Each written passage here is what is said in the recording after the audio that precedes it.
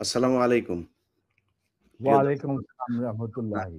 আপনাদেরকে গতকালকে যেমনটি ঘোষণা দিয়েছিলাম, সেই ঘোষণায় আমি কারো নাম বলিনি আজকে কে লাইভে আসবে। তারপরেও আপনারা আ Facebook, YouTube যত জায়গায় আমি পোস্ট করেছি, সব জায়গায় মনে করেছেন যে এ মেজর আ ডালিম নামে আমরা যাকে চিনি, লেফটেন্যান্ট কর্নেল ডালিম, বীর উত্তম।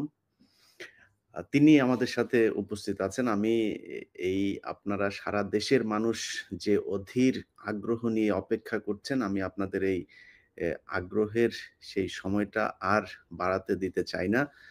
আ আমাদের আ এই জাতির সূর্য সন্তান, যিনি আপনারা ২০২৪ সালের স্বাধীনতা দেখেছেন, ১৯৭৫ সালের যে স্বাধীনতা, সেই স্বাধীনতা এনে দিয়েছিলেন আপনারা যে মানুষটিকে দেখছেন, সেই মানুষটি আ জনাব মেজর ডালিম। আমি আপনাকে মেজর ডালিম বলেই চিনি। কারণ আপনার জীবনের সবচেয়ে যে পুণ্যের কাজটি করেছিলেন সেটা মেজর ডালিম হিসেবেই করেছিলেন।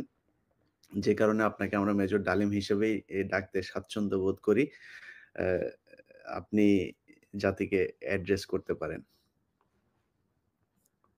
ধন্যবাদ ইলিয়াস। আ আজ অনেক বছর পর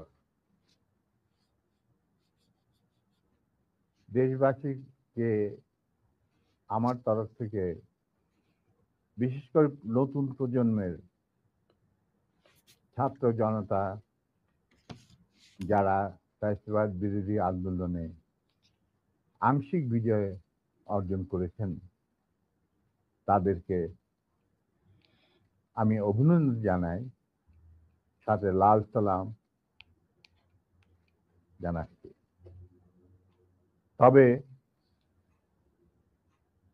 বিপ্লব একটা সমাজে, যেকোনো রাষ্ট্রে একটি চলমান প্রক্রিয়া।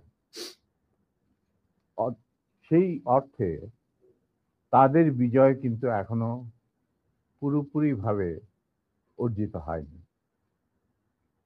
তার জন্য আরো সংগ্রামের প্রয়োজন। পুরোপুরিভাবে অর্জন করার পর তাদের এমন একটা অবস্থানে থাকতে হবে যেখান থেকে তারা নীতি নির্ধারণ করতে পারবে। তাদের যে ইচ্ছা, চাহিদা, প্রত্যাশা, যার সাথে জনগণের প্রত্যাশা, চাহিদা মিল রয়েছে, সেটা বাস্তবায়ন করার দায়িত্বটাও কিন্তু